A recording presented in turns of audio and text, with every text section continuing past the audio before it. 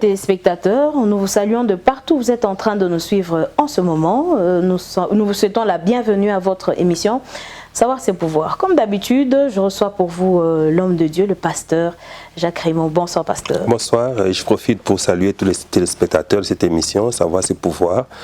Partout où vous êtes, que le Seigneur vous bénisse abondamment. Amen. En tout cas, je crois que vous allez bien. Oui, ça va.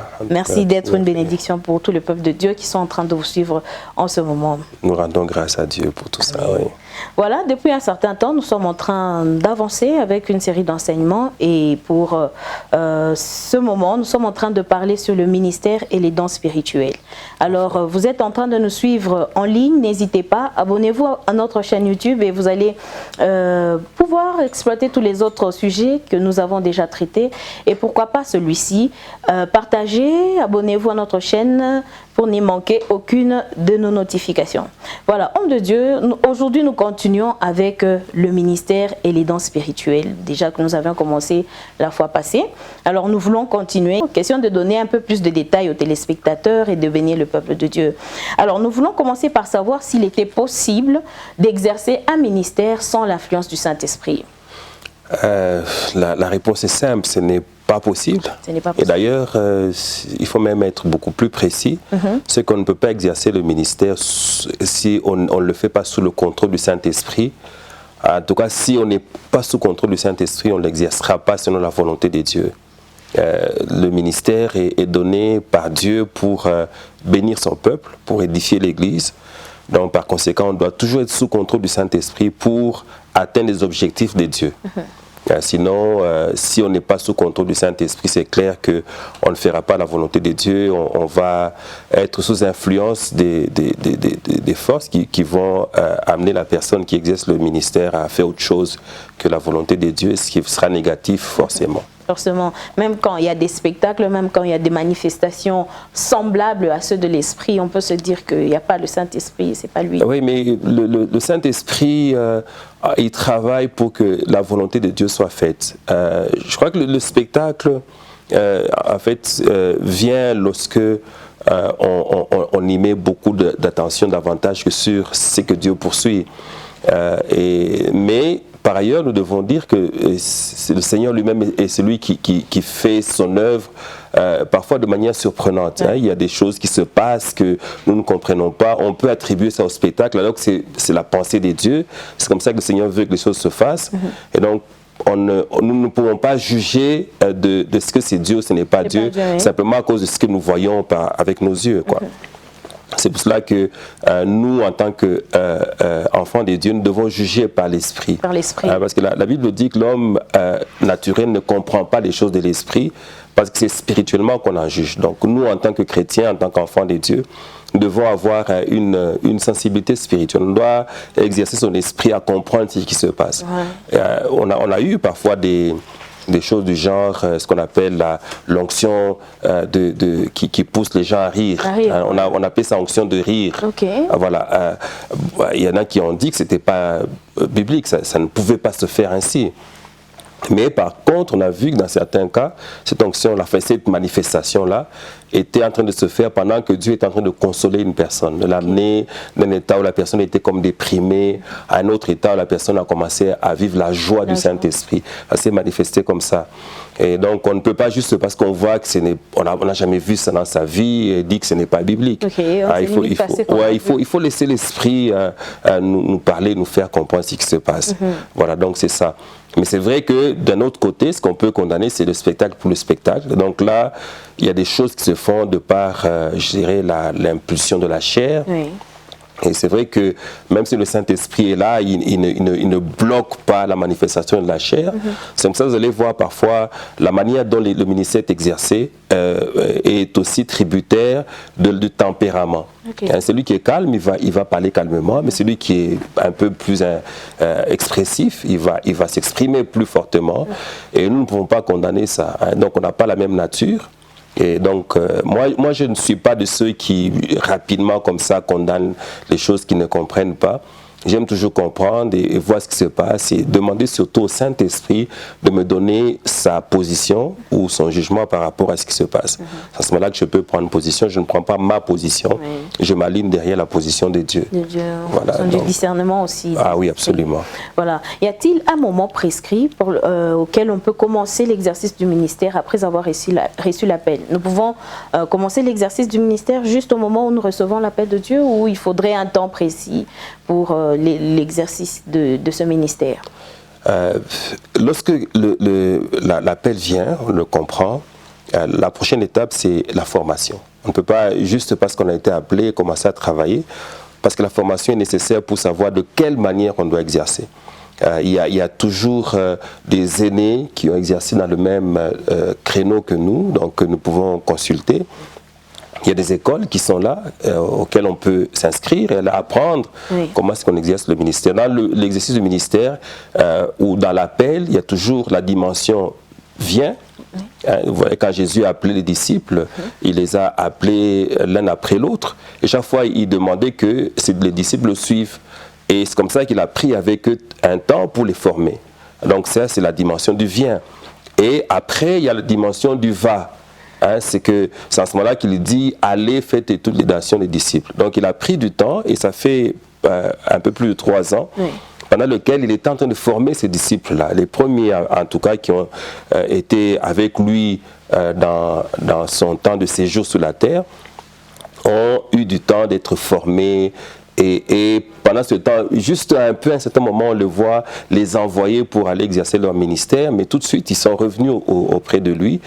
Et après la résurrection, c'est alors qu'il leur a dit, vous attendrez, ne partez pas, parce que vous avez besoin d'être revêtus de la puissance du Saint-Esprit pour exercer le ministère. Et c'est comme ça qu'ils étaient dans la chambre haute, le jour de la Pentecôte, en train de prier. Et le Saint-Esprit est venu les équiper de la force dont ils avaient besoin pour aller maintenant exercer le ministère. Donc ils ont eu la formation, et ils ont eu également le revêtement de la puissance. Et c'est comme ça que leur ministère a été efficace. On ne peut pas, si on n'a pas de formation, on n'a pas le revêtement de la puissance, on ne peut pas exercer le ministère de manière efficace. Mais vous avez parlé tantôt là d'une école. Et comment est-ce que quelque chose de spirituel, on peut l'étudier? Dieu nous donne un appel, il nous donne un ministère. Mais comment est-ce qu'on peut étudier ce ministère qui est spirituel? Comment on peut comprendre cela? Dans cette étude, commence déjà par la compréhension de la parole. La Bible, elle est vaste, elle contient tout ce qu'il y a. Depuis qu'on a commencé à prêcher, on continue à prêcher. On est toujours à dire et tout. Donc, on a besoin de mieux comprendre la parole de Dieu. Et puis, il y a d'autres choses, notamment en ce qui concerne comment est-ce qu'on organise un ministère et comment est-ce qu'on forme les disciples, comment est-ce qu'on forme l'équipe avec laquelle on travaille. Il y a même des enseignements sur le caractère chrétien que l'on donne. Et tout ça permet à ce qu'on se fasse mettre dans une espèce de moule convenable pour exercer correctement le ministère. Et ça peut prendre du temps. Et ça doit d'ailleurs prendre du temps. Donc on ne doit pas immédiatement après avoir reçu l'appel sortir et commencer à exercer son ministère. Et c'est toujours bien d'ailleurs de l'exercer au départ dans une équipe, dans un groupe, et pendant ce temps-là, on continue à se former. La formation n'est pas forcément théorique, ce n'est pas que vous êtes comme à l'école où vous êtes assis dans les bancs pendant tout ce temps, vous ne faites rien du tout que apprendre. Vous êtes en train d'exercer le ministère, mais au même moment, vous apprenez. Donc là, à ce moment-là, vous n'allez pas trop loin, donc vous avez des limites qui vous permettent de rester dans un certain cadre. Et c'est bien d'ailleurs, lorsque vous êtes encadré, vous pouvez commettre des erreurs, vous allez avoir quelqu'un pour vous dire non, c'est pas comme ça qu'on fait. Et donc, avant que vous ne puissiez vraiment être en train d'exercer le ministère de manière, je dirais, presque en solo, cette phase-là est une phase qui expose à beaucoup de dangers. Et si on n'a pas l'équipement nécessaire, eh bien on ne s'en sortira pas. On s'en sortira pas, oui. Et il nous arrive qu'on nous dise que Dieu a notre destinée entre ses mains. On nous dit que Dieu a notre destinée entre ses mains. Oui. Alors, il arrive que certaines personnes faillissent à leur mission par rapport au ministère. On se dit que Dieu a prédestiné l'échec de cette personne dans le ministère, peut-être. Non, absolument pas. Dieu n'envoie pas quelqu'un dans une mission en disant la personne va échouer, donc c'est pour cela que je l'envoie. Donc ça peut être comme ça. Mais ce que nous devons savoir, c'est que dans tout ce que nous faisons, il y a la part de Dieu, qui est la plus grande d'ailleurs, mais il y a aussi la part de l'homme. La part de l'homme. Et ce que Dieu a donné comme grâce, a accordé comme grâce à l'homme, c'est la faculté de choisir. Et ça, on le voit déjà dans le jardin d'Éden. Dieu a prescrit des règles de vie dans le jardin d'Éden, mais l'homme, usant de sa liberté, a péché. C'est comme ça que nous avons tous ces problèmes que nous avons aujourd'hui. Et la leçon à tirer de là, c'est que l'homme est libre, même par rapport au choix de ce qui est bon, de ce qui est mauvais. La Bible dit que Dieu a placé devant nous, Dieu a placé la vie et la mort, mais nous conseille, c'est ce que Dieu dit, je vous conseille de choisir la vie. Donc c'est un conseil qu'il donne. Dieu ne force pas, il nous présente des possibilités et c'est à nous de choisir. Donc c'est comme ça que certains, dans leur ministère, dans leur marche, ont fait de mauvais choix. Et ça commence par le mauvais choix de collaborateurs, ça va jusqu'au mauvais choix des mentors, des personnes qui sont comme des guides et tout ça. Donc, et c'est mauvais choix également de la manière de gérer. Si le Seigneur vous donne un ministère, que vous gérez mal l'argent du ministère, il ne faut pas condamner Dieu, c'est vous qui le gérez mal. En tout cas. Voilà, donc, c'est toutes ces choses-là d'ailleurs qui nécessitent une formation. Comment est-ce qu'on gère l'argent du ministère? Comment est-ce qu'on gère le collaborateur? Et tout ça. Vous savez, certains ministres de Dieu ont échoué parce qu'ils n'ont pas su gérer les personnes que Dieu leur a données comme collaborateurs. Vous ne pouvez pas exercer le ministère seul, vous avez toujours besoin des gens pour faire certaines choses autour de vous pour que ça marche. C'est comme une équipe de football. Hein. Ouais. Vous pouvez être le meilleur joueur du monde, mais si vous n'avez pas une bonne équipe, vous n'allez pas vous en sortir. Et donc, il faut une formation pour savoir comment est-ce qu'on gère les collaborateurs, comment est-ce qu'on prend soin d'eux. Vous savez, il y a des ministères dans lesquels vous avez une personne qui prend tout pour elle-même. Alors, c'est le pasteur ou, je ne sais pas, le responsable. Tout ce qui est bon est pour lui, il ne s'occupe pas de ceux qui sont autour de lui. Eh bien, ceux qui sont autour de lui, qu'est-ce qu'ils vont commencer à faire? Ils vont commencer d'abord par commencer à se lamenter. Et puis, il y a une rébellion qui va monter en eux. Et puis, ils vont avoir tendance à aller ailleurs ou commencer des choses, même si ce n'est pas Dieu qui a parlé, mais pour se donner un peu de liberté, pour un peu de possibilité de respirer aussi. Donc c'est toujours bien de savoir comment est-ce qu'on fait pour qu'on conserve les personnes que le Seigneur met autour de soi. Et Jésus, vous vous rappelez dans sa prière qu'il faisait dans Jean 17, il disait à Dieu qu'il n'a perdu aucun de ceux qu'il lui a donnés. Voilà, et il est présenté, c'était comme un trophée pour lui, hein, en disant voilà, tous ceux que tu m'as donnés, je les ai gardés, sauf celui qui était à côté de moi pour me trahir. Donc c'était le plan de Dieu qu'il puisse le trahir. Ah oui, il fallait bien qu'il y ait quelqu'un pour le trahir, pour qu'il aille à la croix. Voilà, sinon on n'allait pas avoir ce sacrifice-là qui nous sauve. Il nous sauve, oui. Nous pouvons retenir que Dieu ne nous prédestine pas à l'échec, mais il nous donne la capacité ou le pouvoir du choix. Par rapport à tout ce que nous sommes censés faire. Oui, tout à fait. Mais il nous propose de choisir la vie. Tout à fait, choisir ce qui est bon. Oui. Et voilà. Et parfois, on peut faire un choix par ignorance. Par ignorance. Par ignorance, on fait un mauvais choix. C'est pour cela que j'insiste que la formation, elle est vraiment nécessaire. Il faut se faire se former. Il faut aller apprendre auprès de ceux qui ont commencé des choses avant. Et dans ce domaine-là, on peut, après avoir identifié son propre ministère, trouver quelqu'un qui réussit dans ce ministère-là. Et voilà, ça peut être un poteau indicateur ou ça peut être une personne auprès de laquelle on peut apprendre de quelle manière est-ce qu'on exerce le ministère de manière efficiente. Alors, en ce moment-là, on peut soit par la lecture ou l'analyse de la manière dont la personne a marché, on peut apprendre ou bien on peut approcher physiquement la personne. Et c'est ce qu'on appelle le mentorship, donc l'apprentissage auprès de quelqu'un qui a déjà l'expérience dans le domaine. Et c'est très, très nécessaire. On ne peut pas s'en passer en tout cas. Voilà. Et si vous vous en passez, vous allez commettre des erreurs. Vous savez, il y a des erreurs qu'on peut éviter. Donc, il y en a qui sont passés, qui ont fait un certain parcours, ils ont commis des erreurs, donc ils ont appris ces erreurs-là. Ils peuvent juste vous dire, voilà, ça on ne fait pas, et puis c'est tout. Alors, vous en gagnez en temps, et puis bon, on fait le ministère sans vivre certains traumatismes inutiles. Voilà, c'est très important pour qu'on aille plus vite et on fasse mieux les choses. Voilà. Pouvons-nous mettre une pause à l'exercice du ministère? On se dit que bon, je m'arrête pour le moment, je ne vais pas exercer le ministère auquel Dieu m'a appelé, je voudrais d'abord me reposer et tout ça. Est-ce qu'on peut arriver à cette étape-là? Oui, c'est possible. Donc le Saint-Esprit peut inspirer quelqu'un de s'arrêter un tout petit peu pour prendre du repos. Prendre du repos. Et il peut arriver aussi que ce soit parce qu'une personne a pris une mauvaise voie, a emprunté une mauvaise voie. Notamment, quelqu'un a commencé à pécher. Vous connaissez la sanction de la suspension parfois. Hein. Oui. C'est une pause aussi. Hein. Quelqu'un qui a commencé à commettre le péché dans sa façon de marcher, on peut toujours l'arrêter pendant un temps, de manière à ce que la personne se refasse et qu'elle redevienne forte pour continuer, c'est possible. Oui. Mais positivement, ça peut être que, bon, après avoir beaucoup d'années travaillé, on prend du repos. Prendre du repos, cette notion n'est pas vraiment très assimilée par les Africains. En tout cas. Ah oui, donc on travaille, on dit non, on va s'arrêter lorsqu'on mourra. Et la conséquence, c'est qu'on meurt tôt. On meurt avant. On meurt tôt parce que oui, on donne trop. Le corps reste le corps. Hein. Okay. Donc il faut des moments lui donner du repos, de la détente un tout petit peu, oui. Pour qu'il se refasse et qu'il soit à mesure de continuer à donner ce qu'il a donné. Oui. Donc il faut associer tous ces éléments-là, le physique, le spirituel et tout ça. Parce qu'on se dit que Dieu peut venir un jour ou l'autre, il risque de nous juger.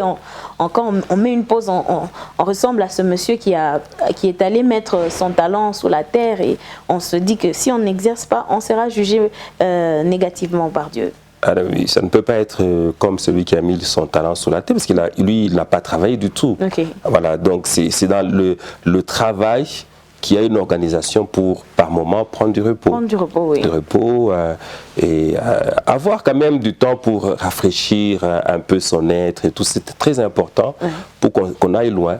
Vous savez, il y a une expression qui n'est pas dans la Bible, hein, mais qui dit que celui qui va loin, il ménage sa monture. Ménager sa monture, ça signifie qu'il faut donner à sa monture son cheval, si je peux dire ainsi, ou ça peut être une autre bête hein, que l'on utilise comme monture, du temps de repos, parce que vous allez loin. Okay. Alors donc, si vous ne ménagez pas votre monture, bon, la monture va se détruire et vous n'arriverez pas là où vous allez.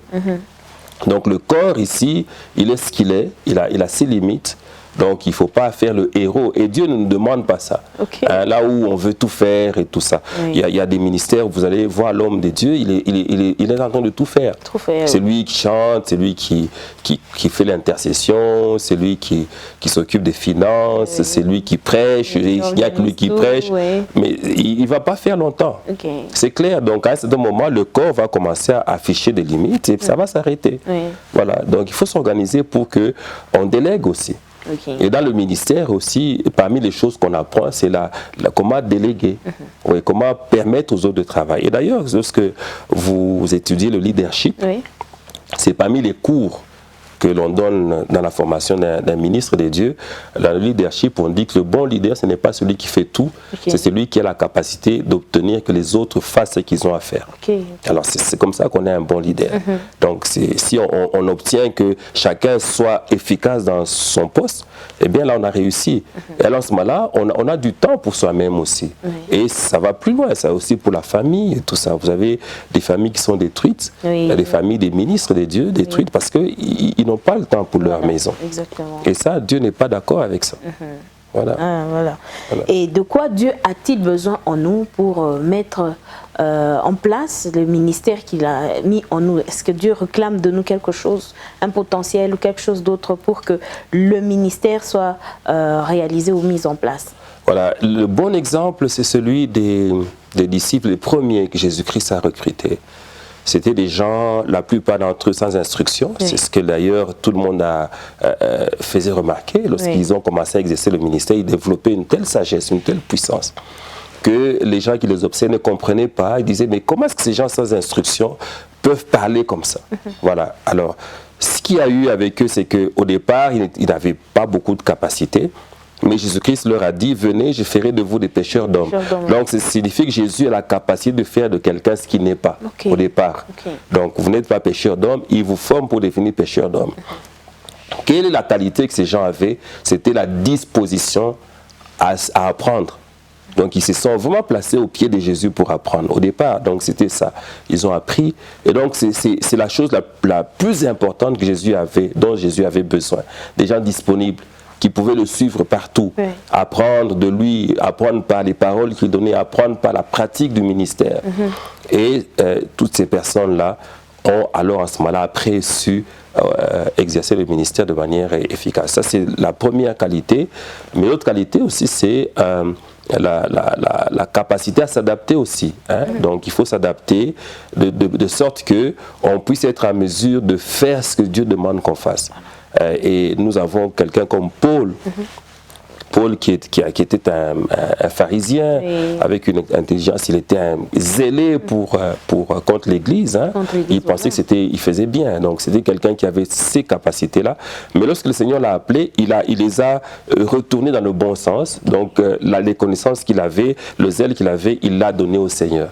Et c'est comme ça que Paul a été parmi les meilleurs. Et d'ailleurs, quand vous lisez le Nouveau Testament, il est essentiellement composé des lettres de Paul.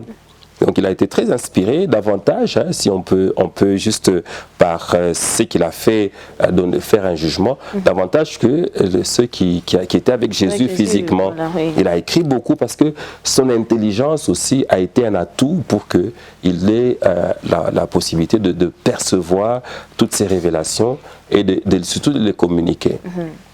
Donc c'est ce dont Dieu a besoin, c'est que nos talents, nous puissions les utiliser pour le ministère. Voilà, donc ça c'est une... Vous savez, je vais juste vous faire voir une chose. Il est arrivé qu'à ce moment, il y a eu vraiment une grande action du Saint-Esprit dans ce pays. Et c'est ça qui a fait que l'Église a commencé. Au départ, c'était des pasteurs et tout ça. On voyait que c'était généralement des gens qui n'avaient pas une très grande instruction. Oui. Donc on avait ça au début de l'œuvre de Dieu dans ce pays. Mais ça évolue aujourd'hui. Vous allez voir que Dieu appelle des ingénieurs, des avocats, des personnes qui ont fait les lettres. Oui. Donc toutes ces personnes. Donc le Seigneur a besoin aussi de l'intelligence en fait. Pour que ce soit plus facile que sa parole atteigne toutes les couches. Parce que quand quelqu'un est instruit, il a une façon de communiquer la parole qui n'est un peu différente de celui qui ne l'est pas. Oui. Tous font le travail de Dieu, mais chacun à son niveau. Parce que l'évangile doit aller dans toutes les couches de la population. Exactement. Donc Dieu utilise les gens qui sont capables de s'introduire chacun dans une couche ou une autre. Et c'est comme ça que l'évangile va le plus vite. Donc Dieu a besoin de tout ça, donc de tout l'être. Il faut que tout ce qu'on a comme capacité, on puisse le mettre à sa disposition. Donc au départ, je parlais de la disposition de cette disponibilité. Oui. Et c'est aussi cette capacité de mettre tout ce qu'on a ou tout ce qu'on est à la disposition de Dieu pour que l'évangile puisse être annoncé. Donc c'est vraiment de manière condensée ce qu'on peut dire. Avec ça, on est capable d'exercer le ministère correctement. Vous êtes en train de nous suivre en ligne, n'hésitez pas. Nous vous invitons à vous abonner à notre chaîne YouTube pour ne manquer aucune de nos notifications. Voilà, nous sommes en train de continuer comme ça. Nous parlons sur les ministères et les dons spirituels. Ensemble avec le pasteur Jacques Raymond, nous sommes en train de développer et d'entrer un peu plus en détail dans la mesure du possible et à la lumière de la parole de Dieu. Alors, pasteur, nous voulons aussi savoir quelles sont les conséquences qui peuvent venir, qui peuvent arriver quand nous n'exerçons pas le ministère auquel nous avons été appelés. Celui qui n'exerce pas son ministère, c'est un homme qui est désobéissant. Donc vis-à-vis de Dieu, donc à la sortie, ce qui va arriver, c'est que il va perdre la grâce de Dieu, la faveur de Dieu, parce que lorsque vous êtes en train de travailler pour le Seigneur, il y a une grâce qui vous accompagne. Et la Bible dit que c'est l'œuvre de l'Éternel qui te bénira. Il y a toute une bénédiction qui accompagne tout ce qu'on fait lorsqu'on est en train de travailler pour Dieu. Et on perd cette faveur lorsqu'on n'est pas en train d'exercer son ministère. Et d'ailleurs, ne pas exercer son ministère, c'est une façon de raccourcir sa vie sur la terre. Hein. Ah bon? Oui, absolument, parce que le Seigneur te place sur la terre pour travailler. Hein. Oui. Donc si tu ne fais plus rien, alors qu'est-ce que tu fais alors sur la terre? Tu n'as pas d'importance. Oui, tu es juste en train d'occuper l'espace de Dieu pour rien. Il te récupère. Il te récupère. Oui. Et donc il faut travailler pour Dieu. Et vous savez, par moments, et nous ne nous rendons pas assez compte de l'urgence qu'il y a à travailler pour le Seigneur. Il y a beaucoup d'âmes qui sont en train de se perdre, les ténèbres sont en train de couvrir la terre. Il y a des gens qui ont besoin juste d'entendre quelque chose qui a rapport avec le Seigneur Jésus-Christ pour donner leur vie au Seigneur. Vous savez pourquoi Dieu a appelé Israël? C'était pour que Israël soit pour lui comme un appât pour attirer le peuple à lui, pour d'abord se faire connaître en fait. Parce que la culture avant cela, c'était une culture polythéiste, donc les gens avaient plusieurs dieux. Oui. Voilà, donc leur faire comprendre qu'on a besoin juste de Dieu véritable, c'est très compliqué, il fallait vraiment des instruments pour ça. Et donc c'est comme ça qu'Israël a été appelé. Ce n'était pas parce qu'Israël était vraiment particulièrement extraordinaire avant. Non, Israël est devenu extraordinaire parce que justement, il a été choisi par Dieu. Oui. Alors quand Dieu nous choisit, il a besoin que nous ayons ça à l'esprit, c'est qu'il veut que par nous, d'autres le connaissent. Voilà, donc si on arrête de faire ça, alors on n'est plus utile sur la terre. C'est pour ça qu'il faut absolument continuer à exercer le ministère pour qu'on soit agréable à Dieu. Oui. Et c'est une façon d'attirer la grâce, les bénédictions et tout le reste. Mais c'est vrai que c'est aussi, par moments, c'est pas facile. Hein? Pas facile. Ouais, le ministère appelle par moments, ou d'ailleurs souvent, beaucoup de sacrifices. Et par moments, ça amène des douleurs, des incompréhensions, des problèmes multiples. Mais ce n'est pas la raison pour laquelle on doit arrêter d'exercer le ministère. Il faut continuer. Et dans tout ça, il y a la grâce de Dieu qui nous accompagne pour nous faire réussir. Vous savez, parlant de la grâce, souvent on la définit comme la faveur imméritée, mais il y a aussi une autre notion de la grâce, c'est une capacité surnaturelle que nous recevons de Dieu pour faire quelque chose. Alors Dieu donne aussi la capacité surnaturelle d'exercer le ministère, même s'il y a des problèmes, mais de continuer. C'est une grâce aussi. Vous vous rappellerez de ce que Dieu disait à Paul, qui demandait qu'il enlève les chardes qui le dérangeaient. Oui. Dieu lui a dit simplement, ma grâce te suffit. Donc c'est cette capacité que j'ai été donnée de travailler malgré ça. C'est la grâce que Dieu lui a accordée. Donc on ne peut pas s'arrêter. On n'a aucune justification. Parce que si vous arrêtez de faire le ministère parce qu'il y a des problèmes, Dieu va vous présenter des gens qui ont exercé le ministère dans des conditions beaucoup plus difficiles que les vôtres. Et là, vous allez vous rendre compte que finalement, vous n'êtes pas justifié. Ils sont un jugement pour vous. Ah, mais oui, tout à fait. C'est comme des témoins à charge qui viennent et leur vie nous condamne en fait. En tout cas. Il y a des pays où il est interdit de prier ou de prononcer même le nom de Jésus. Il y a des gens qui prient en cachette. Parce que chaque jour, ils sont exposés à la mort à cause de leur engagement pour le Seigneur Jésus-Christ. Mais regardez, surtout dans ce pays ici, nous avons vraiment une grâce. Hein, parce que nous pouvons confesser notre foi sans que nous n'ayons à craindre que notre vie soit en danger pour cela. Et c'est une grâce que nous avons dans ce pays. Et donc ici au Congo, vraiment quelqu'un qui dit j'arrête mon ministère parce que j'ai des problèmes, ça signifie que bon, et quelque part, c'est comme s'il avait foulé la grâce de Dieu aux pieds. Ok, il foule la grâce de Dieu, c'est ce qui est précieux. Oui, tout à fait. Il faut continuer à travailler. Il faut continuer à travailler. Dieu veut que ce soit ça, il a besoin de ça, parce qu'il y a des âmes en grand nombre à gagner. À gagner, oui. Voilà. Et quels sont les domaines que nous pouvons, dans lesquels nous pouvons exercer pour gagner les âmes à Christ? Par exemple, nous ne vivons pas tous les jours à l'église, nous n'y restons pas tout le temps, mais alors, quels sont les domaines un peu plus choisis dans lesquels nous pouvons révéler Christ, parler de Christ, manifester Christ? Ce qu'il faut comprendre aussi, c'est que l'Église, ce n'est pas là que Dieu veut que nous soyons constamment pour exercer notre ministère. Ce n'est vraiment pas ça la pensée de Dieu. Quand vous regardez dans l'histoire de Jésus, vous allez vous rendre compte qu'il a parlé de l'Église une seule fois. Lorsqu'il disait que, il disait à Pierre, qui avait la révélation sur sa personne, que voilà, sur cette pierre, je bâtirai mon église. C'est là qu'il parle de l'église. Mais avant et après, il parle du royaume. Pas du royaume. Et le royaume signifie que le Seigneur nous voit en train de régner, de dominer. L'église est juste un endroit là où nous allons nous équiper, là où nous allons apprendre, là où nous allons recevoir la puissance. Là nous allons recevoir en fait de manière globale l'équipement Mais ce que Dieu attend de nous, c'est que nous puissions justement travailler, exercer notre ministère dans la société. Dans la société.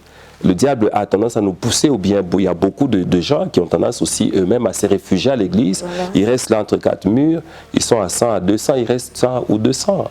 Ils croient qu'ils plaisent à Dieu parce qu'ils lui font des cultes. Non, les cultes sont des moments où le Seigneur communique avec son peuple. Mais après cela, ce que Dieu attend de nous, c'est que dans notre milieu de vie, que nous puissions proclamer le nom de Jésus. Donc, si je dois maintenant répondre à la question que tu m'as posée, c'est que c'est dans tout domaine. À l'université, il faut que tu proclames Christ. Là où moi je suis avocat, je dois proclamer Christ dans ma profession. L'enseignant doit proclamer Christ. Le fonctionnaire, le militaire. Partout nous sommes. Donc chacun étant un vrai chrétien, un vrai disciple de Jésus, un vrai soldat du Seigneur, partout où il est, il doit trouver des formules pour annoncer le Seigneur. On n'est pas obligé de prendre toujours un lance-voix et de commencer à proclamer Christ. C'est pas ça. On peut le faire de manière tout à fait, je dirais, tout à fait sage, délicate, donc sans faire beaucoup de bruit en fait.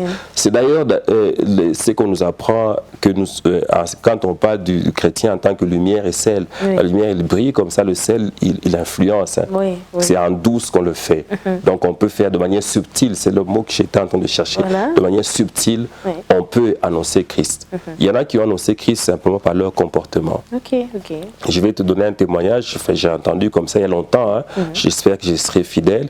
Un étudiant était dans une faculté, il étudiait simplement, mais il était chrétien. Dans sa conduite, on voyait ça très calme et tout, très discipliné. Et puis, voilà, il y avait beaucoup de mysticisme à cet endroit-là. Les enseignants étaient dans des séances occultes et tout.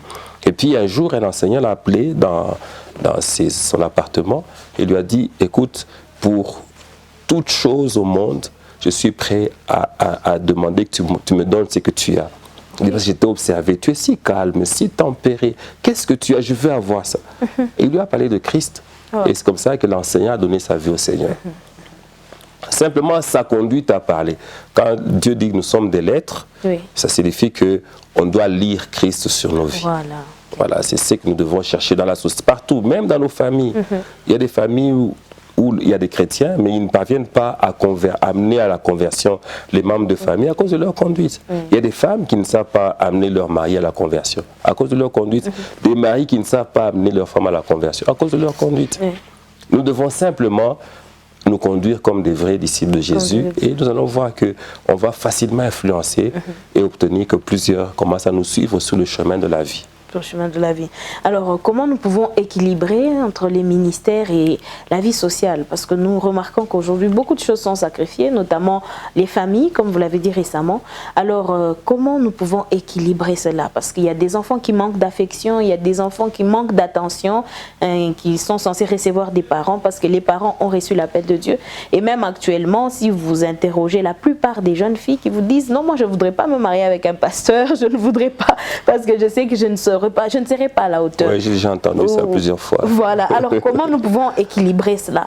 Est-il possible de recevoir l'appel de Dieu et de vivre une famille, de maintenir sa famille et tout le reste? Le mot, c'est l'organisation. L'organisation, mais ça vient aussi de la compréhension de ce qu'il faut faire. Donc, la connaissance est très importante dans ce domaine-là pour mieux s'organiser.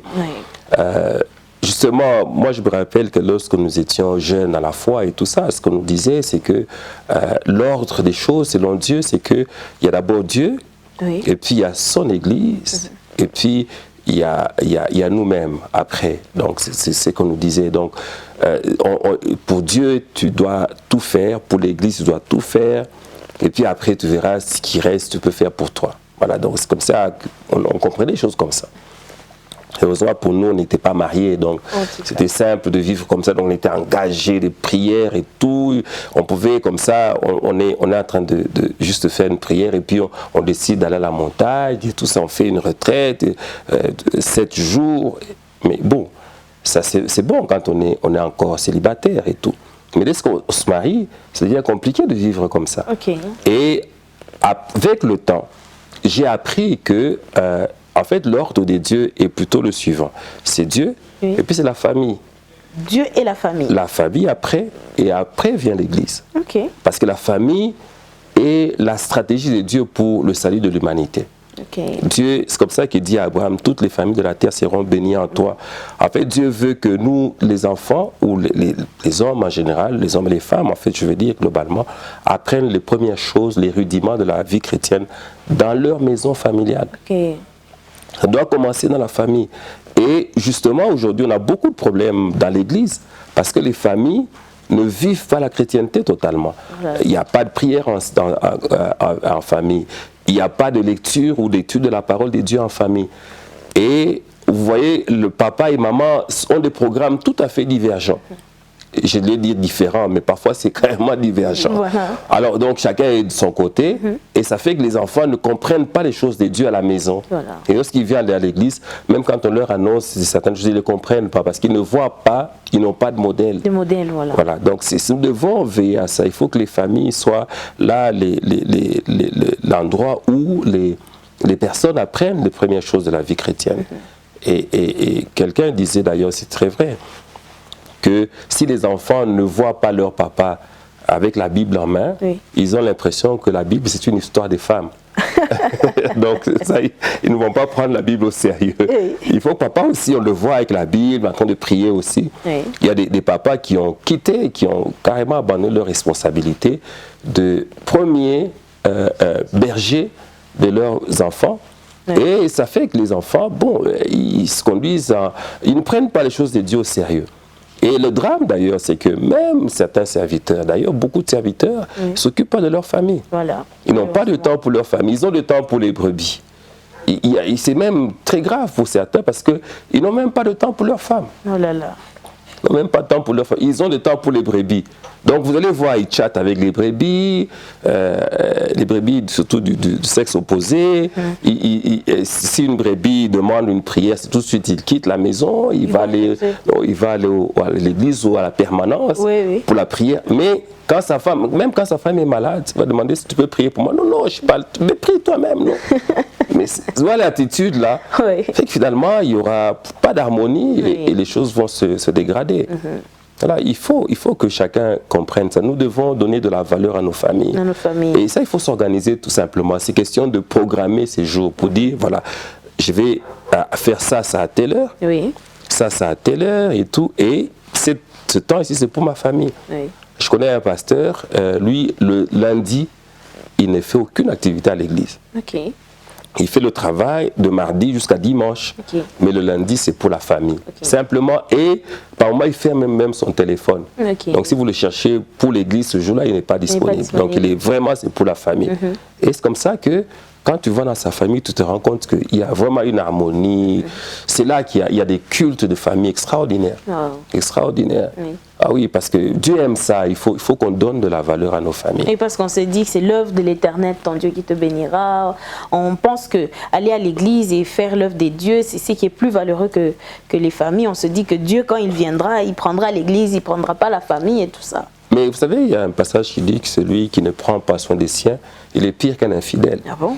Oui, c'est ça que la parole de Dieu dit. Donc, si tu ne prends pas soin de ta propre famille, tu es comme si tu n'étais pas converti, même tu es même pire. Oh. Ah oui, c'est ça. Donc tous les sacrifices que tu as investis ailleurs n'ont pas presque de valeur. Non, il faut prendre soin de sa famille. C'est une obligation. Ok. Ce n'est pas un choix. On n'a pas le choix. Ok. On est obligé de prendre soin de sa famille. Il faut être là, il faut s'organiser. Écoutez les enfants. S'occuper de leurs études et tout ça, il ne faut pas les déléguer ça et ne plus s'en occuper du tout. Est-ce que les enfants étudient normalement? Il faut être là, il faut s'occuper. Oui, nous devons le faire, surtout en tant qu'hommes. On a besoin. Alors en ce moment, les enfants vont continuer à aimer les choses de Dieu. Il y a des enfants, des serviteurs de Dieu, qui se conduisent comme ils se conduisent, et tout le monde s'en plaît, mais c'est par rébellion. Je vous dis, mais papa n'est que pour les autres. Voilà. Il n'est jamais pour nous ici. Alors, les enfants se rébellent, et c'est comme ça que parfois, je suis désolé, il y a des maisons, des serviteurs de Dieu, où vous trouvez parfois des filles qui se prostituent par rébellion, donc elles détestent les choses de Dieu. à cause du fait que papa n'est jamais là. Voilà, ils ont été privés de l'affection. Là, il y a même, j'ai connu l'histoire de quelqu'un qui pouvait même prendre les meubles de la maison et amener à l'église. Oh, voilà. Oh Seigneur. Voilà, il dit que c'est comme ça qu'il va montrer qu'il aime Dieu. Oh. Mais non, mais vous laissez des traumatismes à la maison. En tout cas. Voilà, donc si vous avez besoin d'acquérir des meubles à l'église, bon, débrouillez-vous, faites des appels de fonds, oui. Achetez des meubles, mais c'est qu'il y a la maison, c'est pour la maison. C'est pour la maison. Voilà. En tout cas, nous nous sentons obligés d'arrêter encore une fois de plus. Okay. Nous allons devoir programmer une émission suivante dans laquelle nous allons encore entrer plus en détail par rapport aux dons beaucoup plus. Merci beaucoup pour votre disponibilité. Je vous remercie et je remercie encore les téléspectateurs. En tout cas, je suis content de notre parcours ensemble, que le Seigneur vous bénisse abondamment. Et comme Joyce le dit souvent, je serai toujours disponible pour amener la lumière que je peux vous amener dans vos maisons et dans les lieux où vous nous suivez. Que Dieu vous bénisse. Amen. Voilà, merci beaucoup de nous avoir encore renouvelé votre confiance. Nous prenons rendez-vous pour la fois prochaine. D'ici là, portez-vous bien. Que le Seigneur vous bénisse.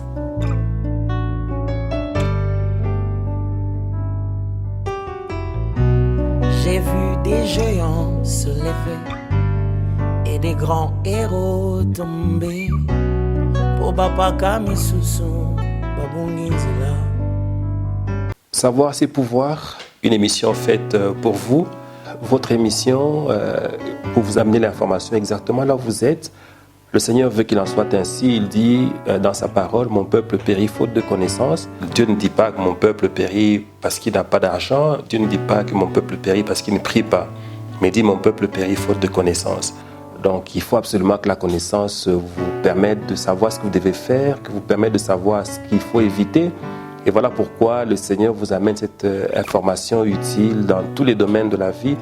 Savoir ses pouvoirs vous permettra de quitter la zone de non-connaissance et d'entrer dans la zone de connaissance. Et quand quelqu'un connaît, il acquiert un pouvoir qui lui permet de dominer, qui lui permet d'aller de l'avant, qui lui permet de faire des choses selon la pensée du Seigneur. Et nous nous sommes donnés comme charge d'amener la connaissance, celle que nous pouvons donner, de manière à ce que ceux qui en ont besoin puissent l'acquérir et ça leur permettra d'avoir une meilleure qualité de vie chrétienne.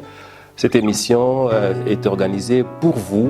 Suivez-nous par tous les modes que nous allons utiliser pour vous amener l'information et soyez connectés. Nous allons ensemble marcher de cette manière pour que Dieu vous amène dans la victoire par rapport à votre marche chrétienne. Donc nous retenons une chose, c'est que c'est important de savoir et c'est la raison pour laquelle nous disons savoir, c'est pouvoir. Soyez bénis et encore davantage bénis au nom de Jésus. Les courtes prières en public. Il est important pour que vous ayez le temps de suivre calmement ce que nous vous disons, que vous puissiez nous abonner à notre chaîne YouTube. Là, ça vous donnera le temps d'approfondir, le temps de maîtriser ce que nous sommes en train de partager comme information. Et là, vous allez encore davantage vous équiper pour aller de l'avant.